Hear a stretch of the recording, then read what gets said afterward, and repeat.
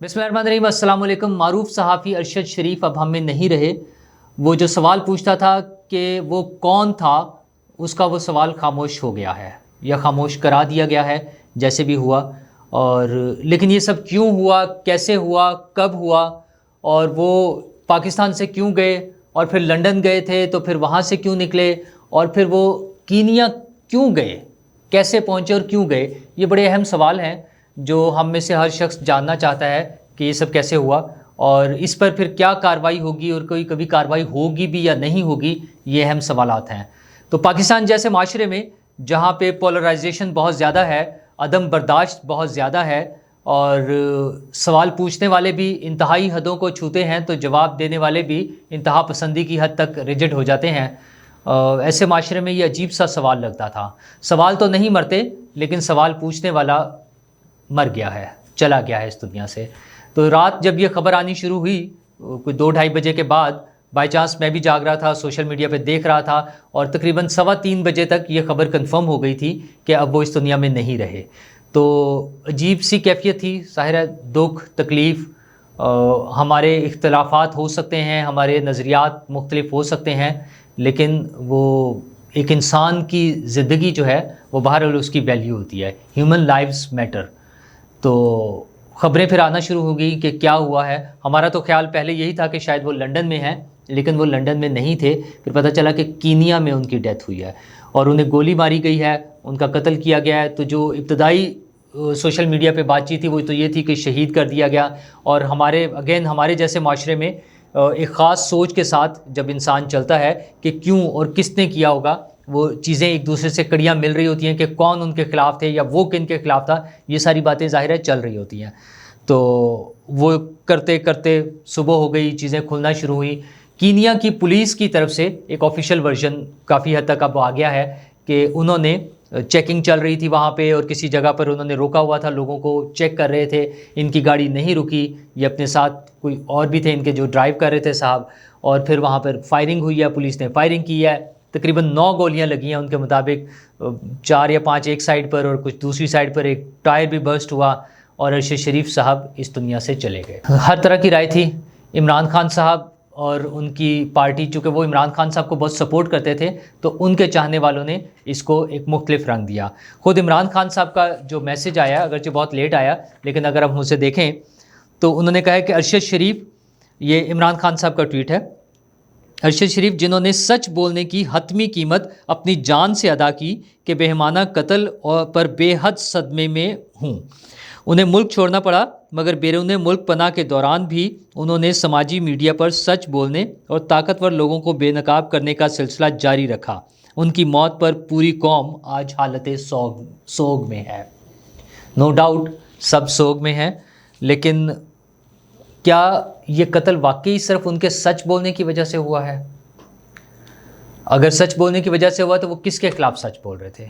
اور یہ سچ کی بنیاد کہاں سے پڑتی ہے؟ یہ وہ کیا سچ ہوتا ہے؟ یہ کون پرووائڈ کر رہا ہوتا ہے؟ یہ بڑے اہم سوالات ہیں ہمارے معاشرے میں، ہمارے ملک میں، جہاں اس طرح کے واقعات پہلے بھی ہو چکے ہیں۔ صحافی اپنی جانوں کا نذرانہ پیش کر چکے ہیں، اپنی جان گنوا چکے ہیں، اور اس کے علاوہ بھی لوگوں پہ جس طرح سے حملے ہوئے ہیں، کچھ لوگ بچ بھی گئے ہیں، لکی تھے۔ حامد میر صاحب خوش قسمت تھے کہ بچ گئے، ابصار عالم صاحب گولی لگنے کے باوجود بچ گئے، شہزاد عالم صاحب جو ہیں وہ نہیں بچ پائے تھے، ان کے ساتھ جو واقعہ ہوا۔ تو یہ ساری چیزیں ہمارے معاشرے میں ہوتی رہی ہیں، لیکن ایسا کیوں ہو رہا ہوتا ہے؟ وہ کیا وجوہات ہیں؟ ان کو کیسے روکا جا سکتا ہے، اور کس نے روکنا تھا؟ کیا عمران خان صاحب جب آج یہ بات کر رہے ہیں تو کیا انہوں نے اپنے 3.5 سالہ دور حکومت میں کوئی ایسی ڈیلیبریٹ ایفرٹ کی ہے کہ اس طرح کے واقعات کو روکا جا سکتا ہو؟ شاید بالکل بھی نہیں، بلکہ اس دور میں جو واقعات ہوتے تھے ان پہ ان کا انتہائی لا علمی کا اظہار ہوتا تھا کہ انہیں تو پتہ بھی نہیں ہوتا تھا کہ ایسا واقعہ کب اور کیوں ہو گیا ہوا ہے۔ بہرحال سب لوگوں نے افسوس کا اظہار کیا، حکومت کی طرف سے بھی، ISPR کی طرف سے بھی اس پر افسوس کا اظہار کیا گیا ہے، لیکن وزیر اعظم صاحب نے وہاں پر، شہباز شریف صاحب نے رابطہ کیا کینیا کے صدر سے، اس حوالے میں جو بھی ضروری کارروائی ہو سکتی ہے، ان کی میت کی جلد واپسی، پاکستان واپسی، اور اس میں تحقیقات کے حوالے سے جو بات چیت ہو سکتی تھی وہ وزیر اعظم نے کی ہے۔ تو یہ تو بات ہو رہی ہے، لیکن یہ بہرحال اپنی جگہ ایک فیکٹ ہے کہ وہ پاکستان سے انہیں بھاگنا پڑا تھا، انہیں اپنی زندگی کا خطرہ تھا۔ تو یہ کیوں ہے کہ اگر حکومت تبدیل ہو گئی ہے یا کچھ لوگوں کی سوچ تبدیل ہو گئی ہے یا کچھ ایجنڈاز تبدیل ہو گئے ہیں تو لوگوں کو یہ ملک غیر محفوظ کیوں لگنے لگتا ہے؟ مطلب ان کی جان، ان کی مال، ان کی فیملی، یہ سب محفوظ کیوں نہیں ہوتے ہیں؟ اچھا، یہ جو الزام عمران خان صاحب لگا رہے ہیں ابھی ان کی فیملی کی طرف سے نہیں آیا ہے۔ خیر عمران خان صاحب کا تو مسئلہ یہ ہے کہ وہ ہمیں یاد ہے ایف آئی اے کے لوگ بھی جب ایک دو لوگوں کا ہوا ڈیتھ ہوئی تو عمران خان صاحب نے ان پر بھی مرڈر کا الزام لگایا کہ وہ بھی شاید مرڈر ہو گئے ہیں۔ بہرحال تحقیقات کی ضرورت ہے۔ پھر وہی بات ہے کہ کیا ہمارا معاشرے میں، ہمارے حکومت میں، ہمارے نظام میں ایسی گنجائش موجود ہے کہ ان چیزوں کو، جہاں پر خرابیاں ان کو روکا جا سکتا ہو، جو خرابیاں ہو رہی ہیں ان کو چیک کیا جا سکتا ہو؟ اور پھر وہی بات کہ 3.5 سالہ دور حکومت میں کیا عمران خان صاحب نے کوئی ایسے سٹیپس لیے ہیں جو اس حوالے سے کوئی پازیٹیو سمت میں ہوتے اور ہمیں لگتا کہ اس طرح کی چیزوں پہ کوئی کام ہو رہا ہے؟ وہ ایسا نہیں نظر آ رہا ہوتا۔ تو بہرحال ارشد شریف صاحب کو یہاں سے بھاگنا پڑا تھا، وہ لنڈن چلے گئے تھے، وہاں جا کر وہ اپنا سوشل میڈیا استعمال کرتے رہے، وہ وی لاگ کرتے رہے، وہ ٹویٹر اور باقی جو سوشل میڈیا پلیٹ فارمز تھے ان کو استعمال کرتے رہے اور اپنا نظریہ کے مطابق، اپنی سوچ کے مطابق اپنا پیغام مسلسل لوگوں تک پہنچا رہے تھے۔ اس سے کسی کو بھی اختلاف ہو سکتا ہے، کوئی اس کے حق میں ہو سکتا ہے، کوئی خلاف ہو سکتا ہے، کوئی پارشلی حق میں ہو سکتا ہے، کوئی پارشلی خلاف ہو سکتا ہے، یہ ساری چیزیں اپنی جگہ ہے، لیکن آزادی تو ہونی چاہیے انسان کو کہ وہ اپنے نظریات، اپنے خیالات لوگوں تک پہنچا سکتا ہو۔ ہاں، کچھ چیزوں میں اگر کوئی لمیٹیشن ہو سکتی ہے، وہ لا آف لینڈ جس کو کہتے ہیں، اس کے مطابق ہر جگہ پہ پابندی ہوتی ہے۔ اور جب وہ بھاگ گئے تھے یہاں سے یا چلے گئے تھے اپنی جان بچانے کے لیے، یہاں سے چلے گئے، اور جو کہ ہر شخص کا حق ہے اپنی جان بچانے کا، تو ٹھیک ہے، ان کے پاس وہاں پہ تو کم از کم آزادی ہونی چاہیے تھی، لیکن وہ وہاں سے نکلے، جو خبریں آ رہی ہیں، اور دبئی آ گئے، اور دبئی سے پھر وہ کینیا چلے گئے۔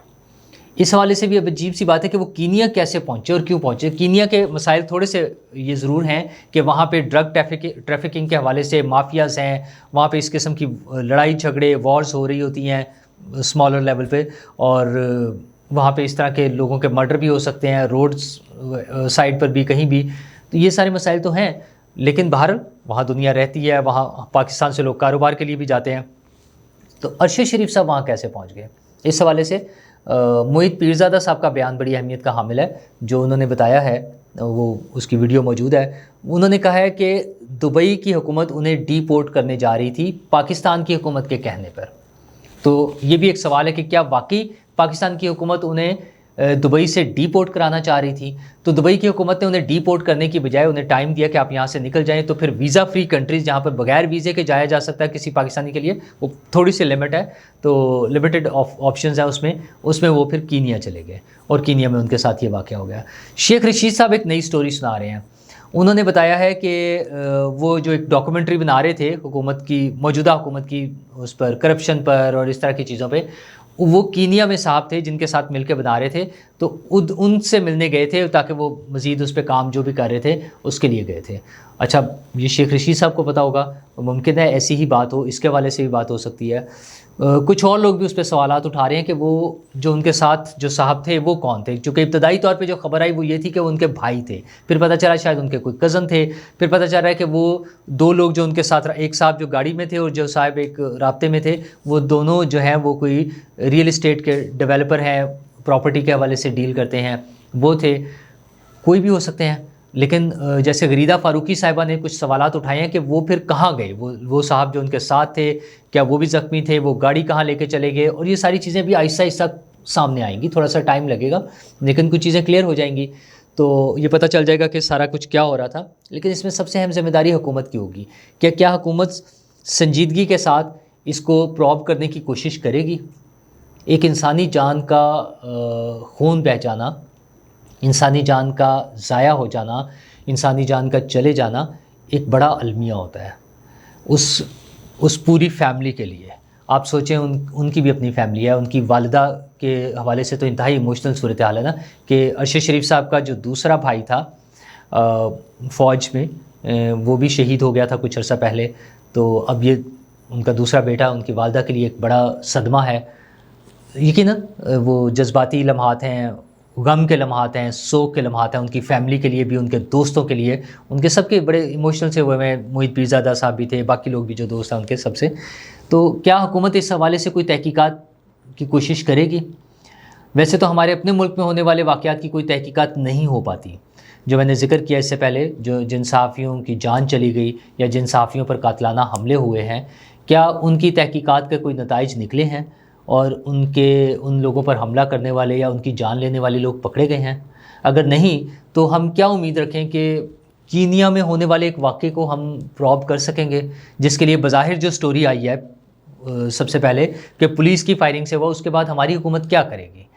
لیکن یہ ایک حقیقت ہے کہ ہمارے ملک میں صحافیوں کے لیے آسان نہیں ہے کام کرنا. ہم اپنے بہت سے دوستوں کو، ساتھیوں کو جانتے ہیں جن کا میں نے نام لیا، ان کے علاوہ بہت سے لوگ ہیں جنہیں مشکلات کا سامنا کرنا پڑا ہے. عمران شفقت صاحب ہیں، وہ اٹھائے گئے، بعد میں ان کو رہائی ملی. رضی دادا ہیں، ان سے ایک سے زیادہ مرتبہ ان کے ساتھ یہ مسائل آئے. اسد طور ہیں، مطیع اللہ جان ہیں، یہ سب لوگوں نے ان پریشانیوں کو، ان مسائل کو دیکھا ہے.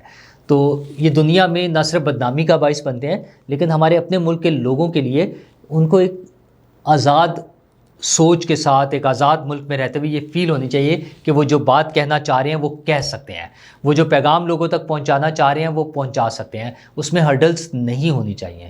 تو بہرحال ذمہ داری حکومت پر رہے گی، اور دیکھتے ہیں کہ حکومت اس حوالے سے کیا کرتی ہے، اور دعا کرتے ہیں کہ آئندہ لوگ اس ایسے صدموں سے محفوظ رہیں. شکریہ.